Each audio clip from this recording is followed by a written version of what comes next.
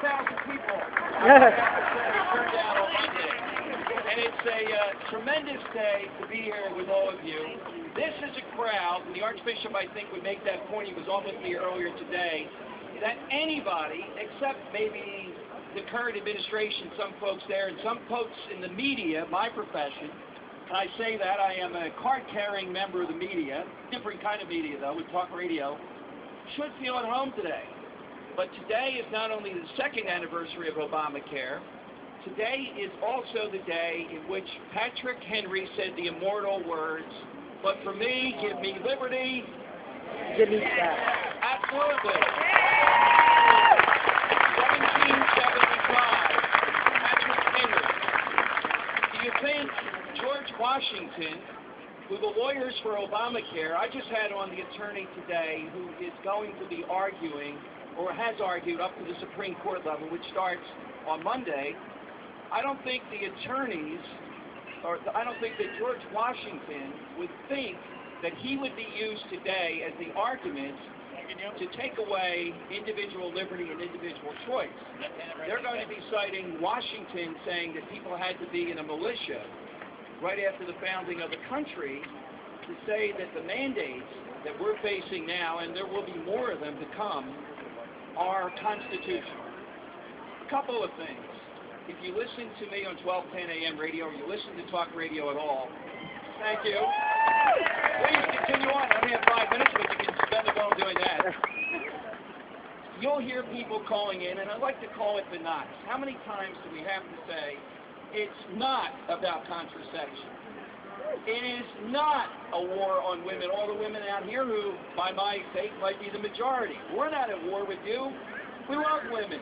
I have a mom. I have sisters, 5 of them, all from South Philly, from King of Peace. We would be at war with women. It's not even about the Catholic Church. It's not about the bishops. What it is about is not even about religious liberty. It's about liberty overall. I was the other night with Pam Tebow, Tim Tebow's mom.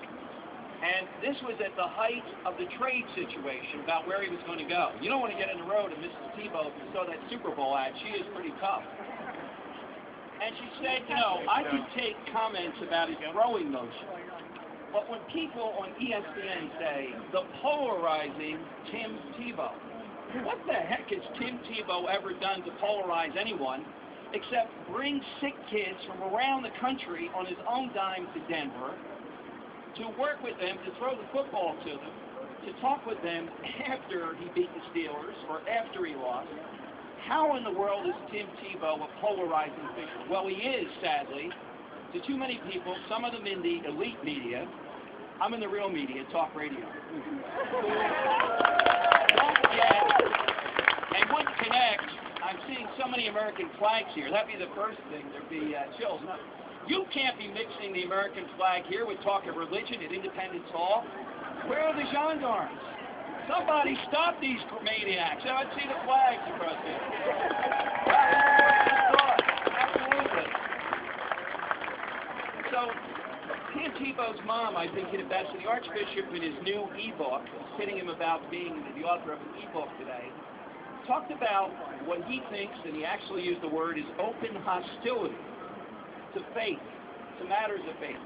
I would encapsulate it, I'm sorry to say, with some of the, shall we say, Catholics that are in this administration or in power, who every time they speak the talking point, and we try to call them on it, they say we are honoring freedom of worship. But once you go outside that pew, Nancy Pelosi has divined, this scholar, that, thank you very much for that response,